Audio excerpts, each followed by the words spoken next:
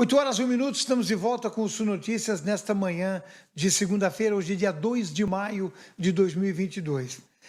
Eu agora recebo aqui nos estúdios o meu entrevistado que vai conversar comigo sobre um projeto de lei que está tramitando no Congresso Nacional em relação a um fato ocorrido após a pandemia. Na semana passada, aqui, entrevistando a secretária de Educação de Balneário Arroio do Silva, eu comentava com ela e ela dizia sobre aspectos que envolvem o ano letivo deste ano. As crianças estão muito ansiosas, elas estão com picos de ansiedade e muito agitadas na escola, muito por efeito da pandemia. E vários alunos numa escola do norte do país sofreram com picos de ansiedade e isso motivou a apresentação de um projeto de lei sobre isso. E é exatamente sobre isso que eu vou conversar com está aqui comigo o doutor Diego Campos, advogado, que vem conversar comigo sobre esse projeto de lei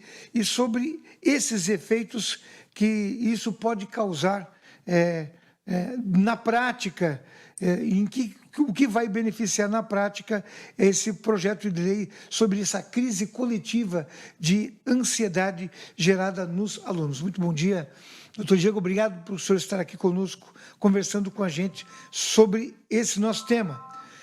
Bom dia. Bom dia, uma satisfação enorme estar aqui trazendo informações para a população acerca dessas consequências, né, da pandemia. De acordo com os especialistas ali, foi feito diversos estudos mencionando que, após a pandemia, um dos efeitos colaterais nos adolescentes, crianças e adolescentes seria exatamente essa ansiedade, né? E às vezes podendo ser praticada, como foi o caso em Recife, com 26 alunos. Foi inclusive utilizado 16 pessoas do SAMU para fazer o atendimento desses estudantes que tiveram ali uma crise de ansiedade de forma coletiva. E aí surgiu recentemente essa dúvida, o que se faz nesses casos, né? E é realmente um aspecto da pandemia.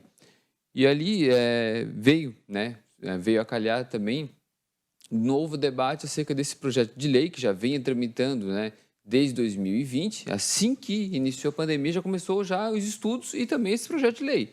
E agora sofreu novas alterações e agora estamos para ser sancionado pelo presidente da República sobre essa forma de atendimento às vítimas do Covid. O que o projeto versa especificamente? Exatamente, ele vai versar sobre o tratamento adequado às pessoas e familiares que sofreram, de certa forma, seja para a parte financeira, econômica, seja com até mesmo perda de familiares, mas relacionado a problemas mentais, psíquicos.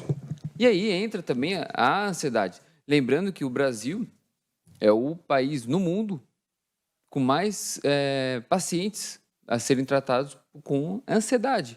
E hoje, atualmente, temos 18,6 milhões de pacientes no Brasil sendo tratados pelo SUS somente com ansiedade. Lembrando que, dependendo da situação, isso aí pode gerar, inclusive, invalidade temporária, ou dependendo da situação permanente, às pessoas que são beneficiadas pelo INSS, a serem aposentadas, inclusive. Então, realmente além de vir a calhar exatamente... Então tem um procedimento específico, vai ter um protocolo, o que especificamente... Muito bem pontuado, exatamente, vai ter um procedimento, essa legislação vem trazer, olha, se você foi vítima, lógico, quem tem ansiedade já recebe um tratamento adequado pelo SUS, mas para aquelas pessoas que recebem, são vítimas da ansiedade e que, em virtude da pandemia, precisam de um tratamento adequado, receberam outro tipo de tratamento mais especializado em virtude dessa pandemia, que é algo totalmente novo para nós, né? Sim, sim. E vem ao encontro daquilo que eu falei no início, que comentava na semana passada com a secretária de Educação do município de Balneário Arroio do Silva. Um aspecto que existe, doutor, até se souber, podemos comentar a respeito. O Conselho Regional de Psicologia ou eu não sei se é uma norma federal, ele não permite que os psicólogos lotados nas escolas, nos estabelecimentos de ensino, pratiquem a clínica, façam clínica com os alunos. E isso poderia ajudar muito nesse aspecto, principalmente nesse período pós-pandemia. Porque a maioria dos municípios, uma grande parte dos municípios, tem psicólogos ou na rede municipal de ensino ou em escolas, principalmente as que têm mais alunos.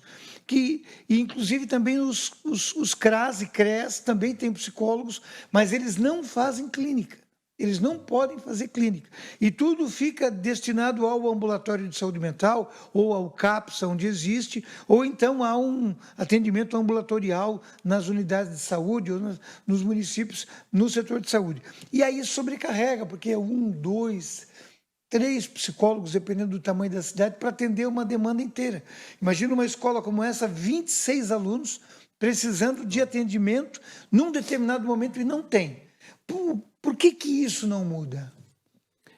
Talvez seja uma política, talvez seja uma estratégia, mas o importante sempre foi a troca de informações, seja dentro de um CRAS, para uma universidade, tanto que esse projeto de lei ele vem de um estudo de uma universidade federal. E aí, a partir disso aí, que eles veem esse tipo de estudo, onde é que eles realizam, por exemplo, a coleta de dados? Às vezes, com base em troca de informações. Realmente, concordo contigo que talvez seja um ponto atual de mudança de Ou perspectiva temporário, disso né? aí, Ou temporário. Até passar essa demanda maior, né? Permitir que na escola se faça clínica. Porque é muito importante para a criança que está aquele transtorno, às vezes o professor não tem nem todo professor é pedagogo ou psicopedagogo, tem a psicopedagogia também, que poderia ajudar, mas é muito complicado isso, doutor. Exatamente, estão vindo agora, né, saindo da pandemia, felizmente, mas lembrando assim, temos crianças que têm 4 anos, que 50% da vida dela foi dentro da pandemia, usando máscara, perdendo pessoas queridas, Isso então... é muito detalhe. Isso é um detalhe muito É valioso. 50% da vida da criança. Então, hoje, ela voltando para uma escola, ela sai daquele ambiente virtual, entra numa escola onde o professor vai perguntar, hoje, responde. E ela não tem aquela prática de responder, às vezes, em público. E aí começa a dar essas crises. Não, sem contar que na escola, no ensino, nas primeiras séries iniciais, no ensino infantil, elas tiveram que usar máscara há muito tempo. Então, não lembro mais do rosto do coleguinha, porque ficou aquele tempo todo, e a criança, nessa primeira infância, tem uma memória que não é de longo prazo, ela é de curto prazo. Então, não lembra o rosto, se assusta, entendeu? Então, isso foi muito... e além de ficar longe, porque ela precisa de uma rotina, ela perdeu a rotina. E esse choque provoca muito efeitos nela. Né? Exatamente. Antes estava com o ambiente dominado pelaquela criança, por aquele adolescente, era a residência. Agora tem um outro, às vezes pode até sofrer bullying, porque dependendo da situação ali, ele fica mais acamado, fica mais quietinho, e o outro começa a dominar mais o espaço. Isso é normal em toda criança e adolescente. E aí sai de um dia para a noite, ele sai da residência, né, do ambiente virtual, e vai para um ambiente externo, um ambiente aberto, um ambiente de escola. E aí pode sim receber esse tipo de crise.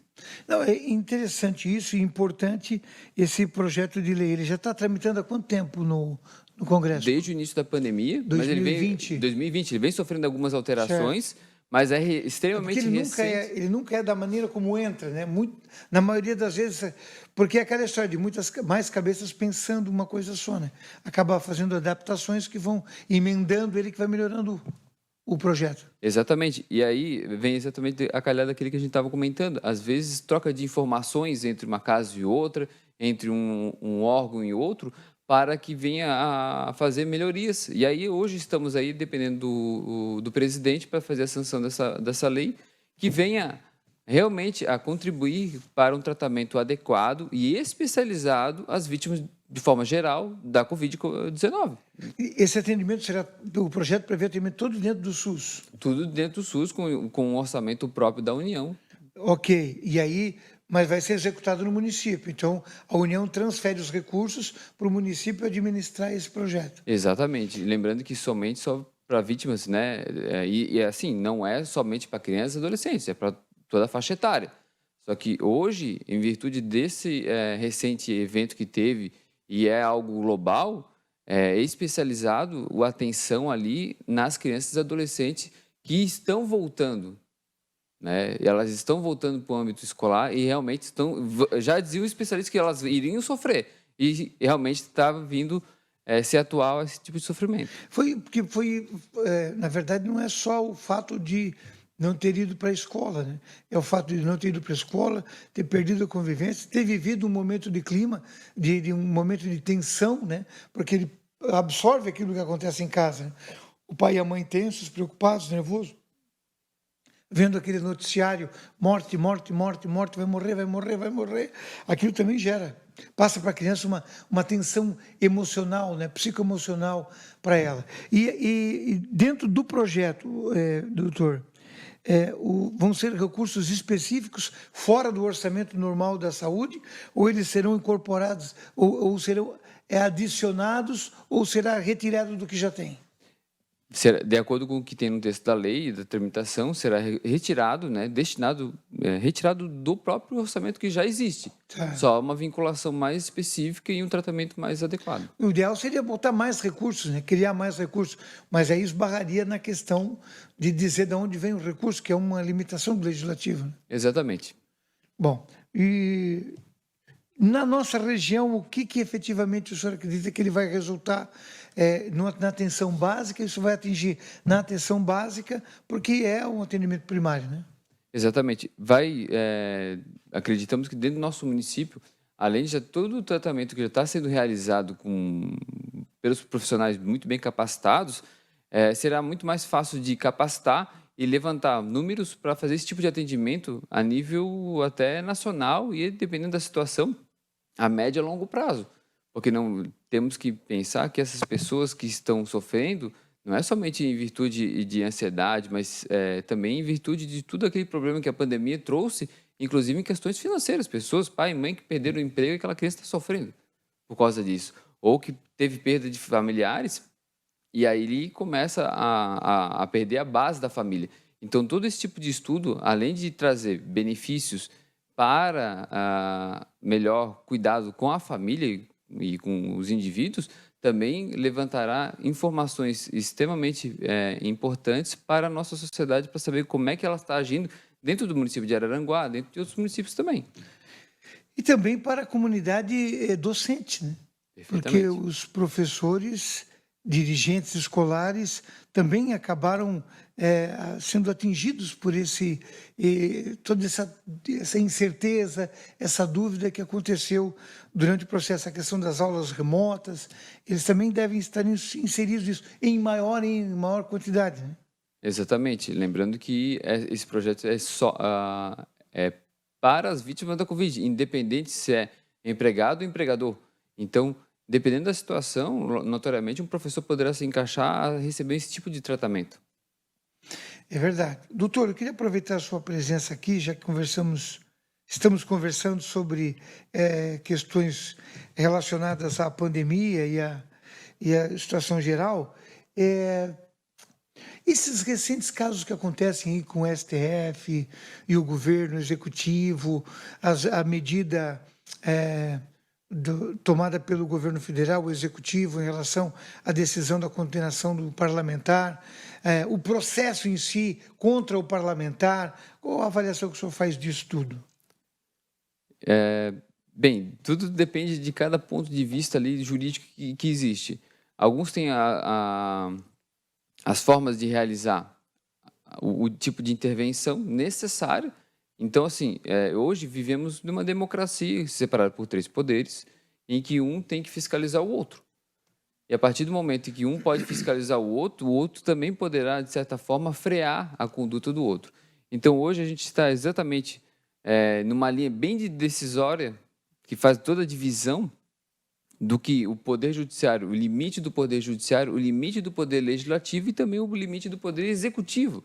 Então, hoje está todo esse debate jurídico para saber exatamente até que ponto que vai. Inclusive, a própria OAB já se posicionou se é ou não é possível isso. Mas, assim, e tudo isso já vem previsto em todas as constituições federais brasileiras.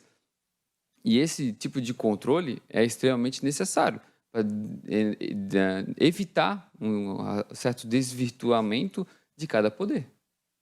Ok. Mas, à luz da Constituição, as medidas, tanto do Judiciário, no caso específico, do julgamento e da cassação do mandato de um parlamentar, que alega-se ser prerrogativa do Legislativo, e a posição da concessão do indulto da graça por parte do Executivo. À luz da Constituição, o que pode ser considerado possível e não? Do meu ponto de vista, o que o Poder Judiciário fez foi extremamente legal. Tinha que julgar, tinha que aplicar uma legislação, tinha que aplicar uma lei, tinha que aplicar uma sanção, e foi feito. O Poder Executivo, no caso do presidente, ele tinha a faculdade, possui a faculdade de fazer o indulto, a graça, enfim, ele fez o que ele tinha de direito. O que está sendo discutido é se ele pode ser realmente específico a determinado caso. Mas a Constituição não é clara em relação a isso? Exatamente. Entra todo um debate e, de acordo com os novos profissionais jurídicos bem gabaritados, nesse caso específico ele não poderia ter feito. Mas está sendo todo esse debatido porque a Constituição Federal diz que ele pode fazer. Agora entra na parte técnica se é extremamente possível ou se é extremamente impossível dele fazer exatamente para tirar a sanção de um poder judiciário em determinado caso, como, por exemplo, uma perseguição política. Então, está todo esse debate hoje acontecendo em Brasília para saber exatamente se é ou não é, cabível o que ele fez. Só isso. Certo. E do ponto de vista daquela pessoa que quer saber se, por exemplo, é cabível por exemplo, o STF vai lá, interfere e derruba um decreto presidencial. O presidente vai lá, usando a Constituição, e derruba uma decisão, um julgamento do STF. Não começa a ter um entrando na seara do outro, um entrando no campinho do outro, não está todo mundo invadindo áreas e o juiz não tem um outro juiz para dar o impedimento ou a legalidade do lance, não tem VAR nisso. Vamos trazer para o professor. Essa semana o STF derrubou um decreto sobre a questão ambiental do presidente da República. E aí o presidente foi lá e derrubou a decisão a partir da luz da Constituição, segundo muitos juristas também, ex-ministros, o próprio Marco Aurélio Mello, dizendo que ele agiu dentro do que é possível e derrubou a decisão. Não tem um VAR. Quem seria o VAR para poder chegar lá e dizer, não, esse negócio aqui, a imagem é clara, foi impedimento ou não foi impedimento? Então, quem é o VAR nesse caso? Então, venha fiscalizando todos os poderes. O VAR seria um fiscalizando o outro. E se tu parar para perceber, nós pararmos para perceber, todos estão agindo dentro das 4 linhas do jogo. Só que em tese, o que acontece... Em tese, porque existe algum malabarismo jurídico aí do ponto de vista de um crime que foi criado e que não existe, que é o crime de opinião. Não existe crime de opinião no Brasil. O que acontece, mas toda opinião, dependendo da situação e consequência que gerar, tem sua punição. E ninguém pode ser impune também. Não, o que acontece é que o seguinte... Desde que esteja resguardado por alguns princípios constitucionais. O que acontece é que, do ponto de vista jurídico, agora, nesse recente governo, veio maior intervenção do poder executivo, junto com o legislativo. Meio que se uniram. E até então, tudo era judicializado. Qualquer coisa era judicializado. Então, o poder tudo é judicializado por um único partido no país. E é uma prerrogativa que é possível, mas não parece querer fazer a ideia de que um partido político está querendo gerir a coisa pública. Não passa essa sensação para a gente? Por exemplo, todas as judicializações que acontecem no STF são iniciativa de um partido que tem 2 parlamentares dentro do partido. Não parece uma coisa autoritária? Não passa uma ideia de que você passa a ter alguém que fica... É a história do advogado que foi multado porque ele fez um excesso de recurso. Como é que o senhor vê isso? Assim, todo mundo tem o direito de peticionar, todo mundo tem o direito de buscar seus direitos e a justiça no Poder Judiciário. Começa por aí. Então, assim, se tem somente um partido ou 2 partidos se utilizando do Poder Judiciário, o outro também pode. Ótimo. Então, cada um tem seus motivos para fazer isso. Ótimo. O que acontece, do meu ponto de vista jurídico, é que, até então, somente as pessoas se utilizavam do Poder Judiciário para intervir no Poder Legislativo, que é constitucional, federal ou inconstitucional, e o Poder Executivo ficava inerte. tanto inerte o poder executivo quanto o legislativo. O que começou a acontecer recentemente foi uma maior atuação do executivo e do legislativo. Até então, o máximo que se utilizava ali era medidas provisórias com validades, né, bem poucos dias, e ali começava a haver um pouco mais de intervenção, mas agora, de forma bem atuante, é inédito para o Brasil esse poder legislativo junto com o poder executivo, né, entre aspas, atacando o poder judiciário. É diferente. Então, tudo essa forma de visualização que a população está tendo dos três poderes, né, às vezes pode até, para alguns, parecer até ser um circo, mas um debate jurídico extremamente importante para saber quais as consequências à frente, o que pode e o que não pode, as novas regras que até então a gente não sabia o que é, se a bola em cima da linha é fora ou é dentro, entende? Então, é exatamente agora que estamos nesse debate.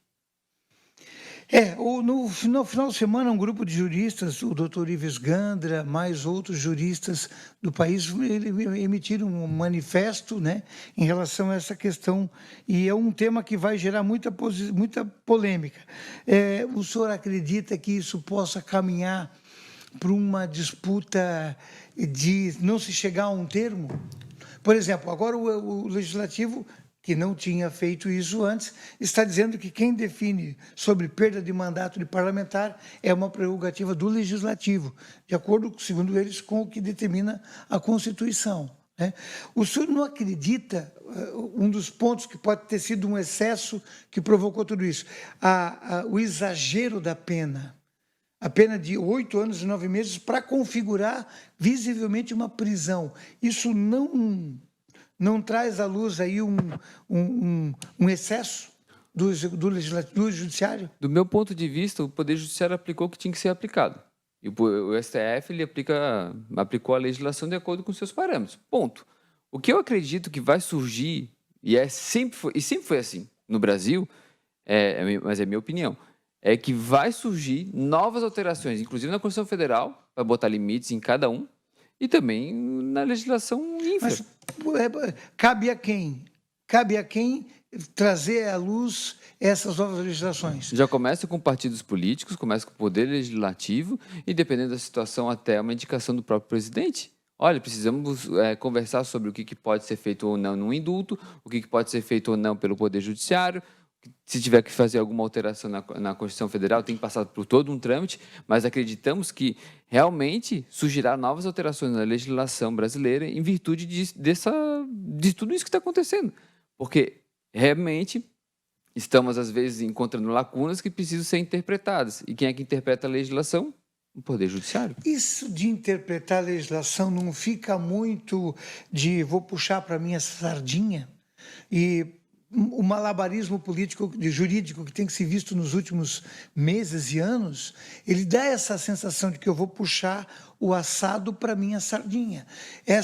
Até onde vai essa possibilidade de interpretar a lei? Isso está parecendo quase que a interpretação da Bíblia, que pode gerar o surgimento de novas desinências religiosas, porque eu vou interpretar do jeito que eu quero.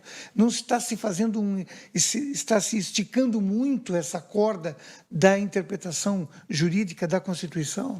Então, essa mutação da interpretação, né, exatamente, ela vai encontrar sempre limites em outra legislação, em outro artigo, em outro parâmetro jurídico. E exatamente quando se tem muita mutação é onde vem o poder legislativo para começar a colocar o controle. É exatamente aí que está faltando a atuação do poder legislativo em trazer novos parâmetros. Então eu vou falar sobre um ponto específico, que não tem nada a ver com isso. A questão da legislação do aborto. O PL que versava sobre a legislação do aborto foi retirado de pauta. Tá certo? Aí, na Constituição, o legislador não pautou isso, porque o legislador entende que, como representante da população, ele não tem que definir isso, não é uma pauta que ele tem que definir. Não há momento para definir isso. Não há momento, não há argumento para definir isso, porque a legislação, o Código Penal já estabelece os casos em que há a flexibilização dessa norma para não prejudicar as pessoas. Aí agora um partido vai lá e ajuiza no Supremo Tribunal Federal e o Supremo vai legislar sobre isso. Isso não é esticar não é elastecer, não é criar um malabarismo jurídico para tentar legislar, que não é a função do judiciário? A gente tem que, às vezes, fazer uma interpretação e ver o cenário e imaginar o seguinte: talvez seja a utilização do poder judiciário, certo? Talvez seja para furar a fila, talvez seja a utilização do poder judiciário para, não é legislar, o poder judiciário não faz isso, mas para colocar ele em xeque dentro do poder legislativo para que se coloque o debate e traga isso aí para votação ou não. Mas Mas não é uma prerrogativa. sempre utilizou o poder judiciário, poder executivo, e vice-versa, ou até mesmo legislativo, para fazer um tipo de pressão com o outro. Quantas vezes a gente presenciou o poder executivo fazendo pressão no judiciário e o judiciário, às vezes, fazendo pressão em cima do legislativo para determinadas normas serem legisladas, serem elaboradas ou até mesmo alteradas? Mas a pressão sempre é maior quando é do judiciário, porque tem uma frase que se consolidou, que é: decisão da justiça não se questiona, se cumpre. Então, quando ela passa a ser uma decisão que ela tem que ser cumprida, ela passa a ser uma coisa que ela não tem o aval da opinião da maioria, ela tem o punho de uma decisão de uma minoria, que se impõe sobre a maioria. E aí deixa de ser alguma coisa democrática para ser autocrática. Ou eu estou equivocado? Do meu ponto de vista, o Poder Judiciário sempre foi muito atuante e sempre foi pautado dentro da legislação. Se a lei fala que você tem que ser punido com 8 anos de reclusão, você vai ser Pois punido. é. Mas é ali que está. A regra do jogo é clara. Essa é a lei. O Poder Judiciário vai fazer. Mas aí não entramos de novo na questão do malabarismo da interpretação, quando, por exemplo, crimes de alto potencial ofensivo à população, como o tráfico de drogas, traficantes, comandantes de organizações criminosas que atuam no país inteiro, recebem uma espécie de indulto do judiciário, relativizando penas muito maiores, quando um crime de opinião recebe o peso de uma pena desproporcional e exige-se o cumprimento de regime fechado. É isso que acaba gerando na cabeça das pessoas uma certa dúvida. É a mesma coisa que numa casa o pai diz para o filho: se você mentir, você vai ficar de castigo. E a mãe diz para o filho, ou vice-versa, não quero criar um problema de discussão social aqui. E a mãe diz para o filho assim: ó, não pode ver a televisão e a gente não conta para o pai. Não é mais ou menos isso? É que depende de cada ponto de vista, né? Dentro a gente analisando os poderes. Mas lembrando assim, o Poder Judiciário ele vai aplicar exatamente aquilo que tem de alteração legislativa. Até então, com o pacote anticrimes, por exemplo, a reincidência de um tráfico de drogas era 3/5. Com a alteração, se tornou, tem que ser específico para ser uma progressão diferenciada, mais grave. Então, assim, o Poder Judiciário só simplesmente aplica exatamente o que tem na lei. Se é 4 anos de prisão, se um latrocínio começa com 20 anos, ele vai aplicar. O caso concreto não precisava ser 20 anos, poderia ser um pouco menos, né? É 20 anos. Tá bem. Entende? E assim, ó, lembrando que, dependendo do contexto, a pessoa pode ter uma pena, né, por exemplo, de 4 anos, mas se praticou 2 crimes em contextos independentes, vai ter pena somada e chegar a 8 anos. E de acordo com a legislação, né, 8 anos para cima é regime fechado, mesmo primário. Tá legal. Mas é assim, é um tema ao mesmo tempo instigante, apaixonante, porque faz com que as pessoas entrem para dentro e busquem conhecer, né, os meandros de toda essa questão jurídica. E ela dá exatamente essa visão de quanto é abrangente a interpretação e quanto pode ser elástico isso, né? Porque nós vivemos momentos consideravelmente que nunca foram vividos antes na história jurídica do país, né? Exatamente. E assim, vem de todos os governos, sempre tem alguma nuance, alguma coisa diferente para a gente estudar no âmbito jurídico. Então, por exemplo, passamos recentemente por um impeachment, Sim. toda aquela decisão, todo aquele... E não é uma figura nova, de 92 para cá já passamos por isso e a instituição passou a ser um elemento presente na vida da sociedade. Né? Exatamente. Já vista a quantidade de pedidos que tem hoje lá. E aquela condenação em segunda instância já pode ser executada. Olha toda a discussão que aconteceu recentemente e que agora está sendo aplicada e nenhuma vírgula se alterou da Constituição Federal. Nem da legislação. É simplesmente a mutação. Todos os precedentes que foram criados e retirados. Aí vem. Essa é uma conversa para 3 dias. 8h31. Muito obrigado, doutor Diego Campos, pela presença. Estamos. Diego Campos mesmo. Pela presença. É sempre bom discutir. Eu gosto muito de falar sobre isso. E a gente vê na rua, porque virou conversa de bar. Sim. Conversa de lanchonete, conversa do cafezinho, na rua, todo mundo ouve uma coisa, ouve outra, outros não ouvem, mas tem as suas opiniões pessoais e acham que é a maioria, e por isso tem que se discutir. E a função é perguntar. Eu preciso perguntar e trazer os contrapontos para quem ouve e assiste poder tirar o ponto. Vamos renovar a conversa logo, em breve, sobre isso. Muito obrigado pela presença, um bom dia, uma boa semana, e voltamos na sequência após o intervalo.